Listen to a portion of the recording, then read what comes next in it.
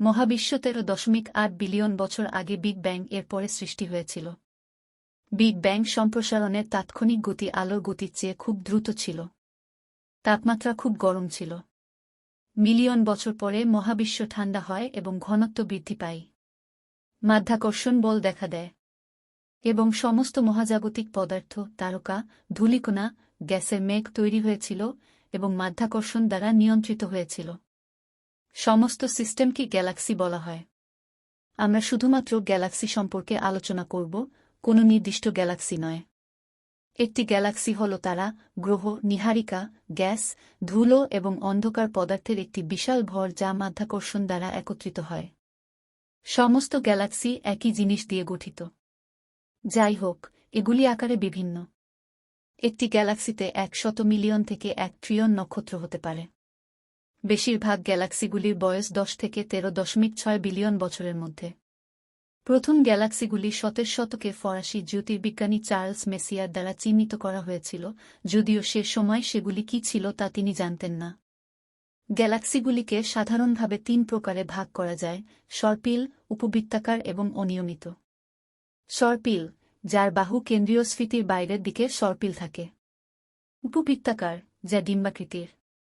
তাদের বাঁকা বাহু রয়েছে যা এটিকে পিনহুইলের মতো দেখায়। অনিয়মিত, এবড়ো-থেবড়ো চেহারা যেগুলির সর্পিল বা উপবৃত্তাকার মতো কোনো আকৃতি নেই। এই প্রতিটি গ্যালাক্সি থেকে আমরা যে আলো দেখি তা এর ভিতরের নক্ষত্র থেকে আসে। ঘূর্ণন, গ্যালাক্সিগুলি তাদের কেন্দ্রের চারপাশে ঘুরে, কেন্দ্রের কাছাকাছি অংশগুলির তুলনায় আরও দূরে থাকা অংশগুলি আরও ধীরে ধীরে ঘোরে। মহাবিশ্বের সম্প্রসারণের কারণে গ্যালাক্সিগুলি মহাকাশের মধ্য দিয়ে একে অপরের থেকে দূরে সরে যাচ্ছে। প্রথম গ্যালাক্সিগুলি কিভাবে গঠিত হয়েছিল তা ব্যাখ্যা করার জন্য দুটি প্রধান তত্ত্ব রয়েছে।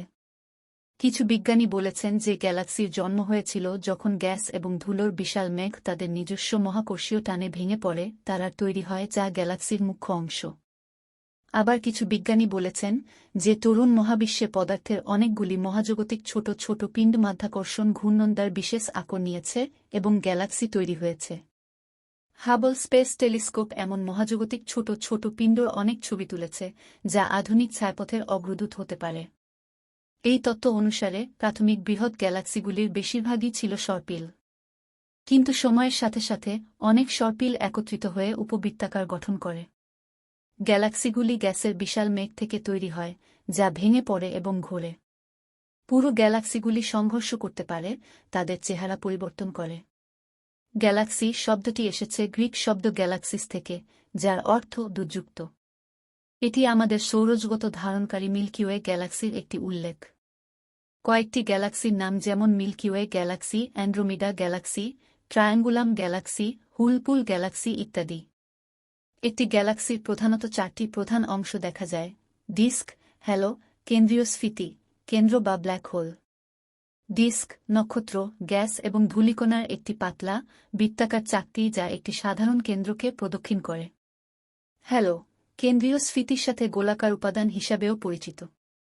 কেন্দ্রীয় স্ফীতি, নিউক্লিয়াস নামেও পরিচিত। কেন্দ্র বা ব্ল্যাক হোল, গ্যালাক্সির কেন্দ্র। সমস্ত গ্যালাক্সিতে ব্ল্যাক হোল থাকে যা আমাদের সূর্যের চেয়ে লক্ষ লক্ষ বা বিলিয়ন গুণ ভারী। গ্যালাক্সির জীবনচক্র। গ্যালাক্সির জন্ম হয় এবং নির্দিষ্ট সময়ের মধ্যে বিবর্তিত হয়। তারার মতো তাদের একটি নির্দিষ্ট জীবনচক্র নেই। একে অপরের সাথে গ্যালাক্সির সংঘর্ষ হয় এবং নতুন আকার এবং আকৃতি সহ একটি নতুন গ্যালাক্সি গঠন করে। গ্যালাক্সিগুলি মারা যায় যখন তাদের মধ্যে নক্ষত্রের গঠন বন্ধ হয়ে যায় বা যখন নক্ষত্র গঠনকারী গ্যাসটি হারিয়ে যায়। এটি সাধারণ মানুষের জন্য একটি টিউটোরিয়াল ভিডিও। আশা করি এটি মহাবিশ্বকে একটু বুঝতে সহায়ক হবে। ধন্যবাদ। ভিডিওটি ভালো লাগলে সাবস্ক্রাইব করুন এবং অন্যদের সাথে শেয়ার করুন।